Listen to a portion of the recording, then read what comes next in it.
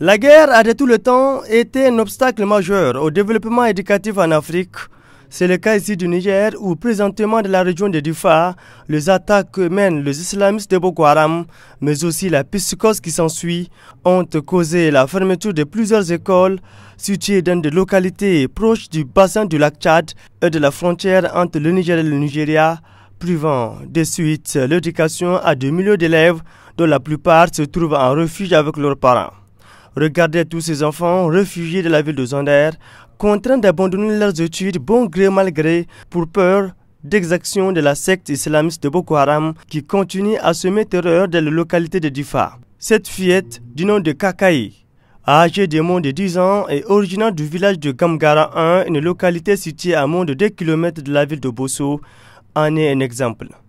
Elle a abandonné ses études de cours élémentaires chez elle à l'école primaire de sa localité pour suivre ses parents installés depuis 6 mois ici à Zander, où elle devait continuer normalement à prendre cours, étant un droit inaliénable pour tout enfant, mais fort malheureusement, ce ne fut pas le cas, car elle trouve toutes les voies fermées, chose qui lui a coupé du coup l'appétit du bonheur qu'elle rêvait depuis belle lurette. Cette fillette garde de beaux et bons souvenirs de l'école en se rappelant qu'Akaye n'a pas pu contenir ses émotions. Ainsi, c'est un sanglot qu'elle prend distance de notre caméra et micro car elle trouve tout son rêve brisé en étant privée de la scolarité, la disqualifiant de toute compétition avec les enfants de son âge.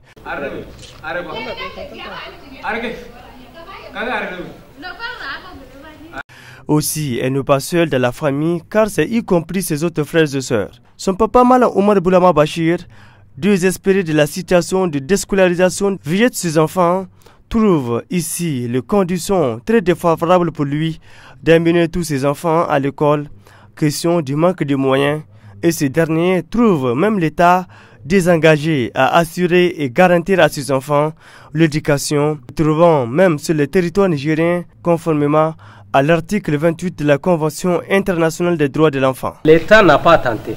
Moi, j'ai un peu vu l'école de cette ville.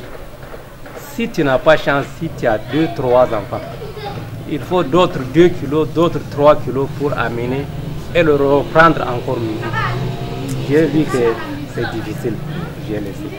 Et l'État, personne n'a tenté comment faire, ou bien voilà un chemin de suivre.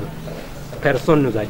Implorant l'amélioration de la situation qui secoue sa localité, Malam Omar Boulama Bachir, marié à 3 femmes et père de 12 enfants, lance un vibrant appel à l'endroit de l'État afin que l'académie de ses enfants soit à jamais sauvée. Nous aider à rester comme c'est le Niger, partout c'est la même chose.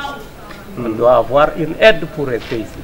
Les enfants auront comment étudier. Certes, la culture est gage d'animation de tout secteur, mais on ne doit pas laisser pour compte tous ces enfants réfugiés. Rappelons aux autorités que l'article 28 des droits de l'enfant dit que l'enseignement primaire doit être obligatoire et gratuit pour tous, et que l'État doit encourager l'organisation de différentes formes d'enseignement secondaire et il assure enfin à tous l'accès à l'enseignement supérieur pour que l'éducation de l'enfant puisse favoriser l'épanouissement de sa personnalité et à le préparer à vivre en homme ou en femme responsable dans une société libre, dans un esprit de compréhension, de paix, de tolérance, d'égalité entre les sexes et d'amitié entre tous les peuples.